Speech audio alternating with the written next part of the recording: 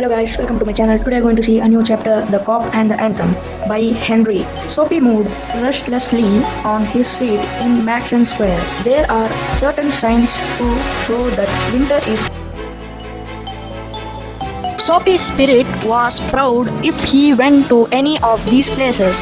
There were certain things he had to do. In one way or another, he would have to pay for what they gave him.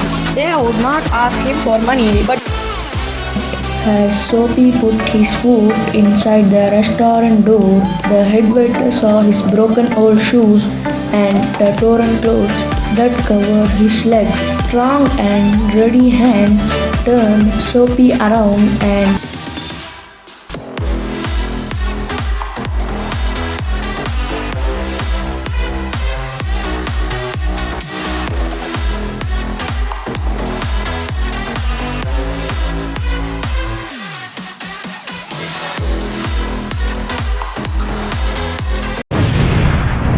"My umbrella," he said.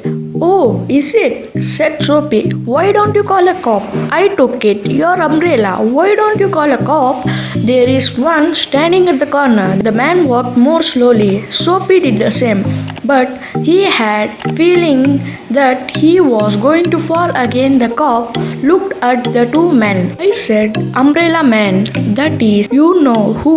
These things happen. If that's your umbrella, I am very sorry. I found it this morning in the restaurant. If you say it's yours, I hope you will." "It's mine," cried Soapy with anger in his voice. The umbrella man hurried away. The cop helped the lady across the street. Soapy walked east. He threw the umbrella as far as he could throw it. He talked to himself about cop and what he thought of them because he wished to arrest. They seemed to believe he was like a king who could do no wrong. Last, Soapy came to one of the quiet streets on the side of city. He turned here and began to walk southwards Madison Square. He was going home. All through home was only a seat in a park, but at a very quiet corner, Soapy stopped. There was his old childhood home. Through one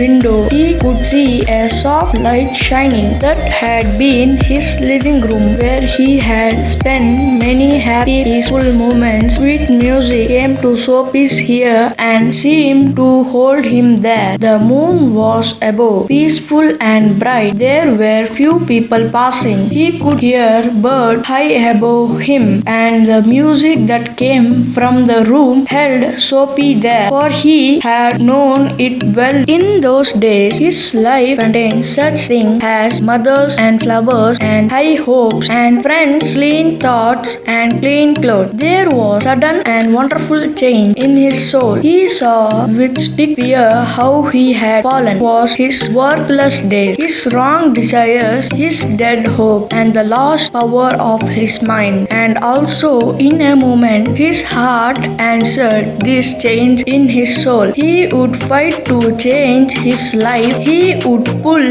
himself up out of the mud. He would make a man of himself again. There was a time he was young enough he could find his old purpose in life and follow it. The sweet music had changed him. Tomorrow he would find a work. A man had once offered him a job. He would find that man tomorrow. He would be somebody in the world. He would. Soapy felt a hand on his arm. He looked quietly around the broad face of a cop. "What are you doing hanging around here?" asked the cop. "Nothing," said Soapy. "You think I believe that?" said the cop. Full of his new strength, Soapy began to argue, and it was not wise to argue with New York cop. "Come along," said the cop. "3 months prison on the Black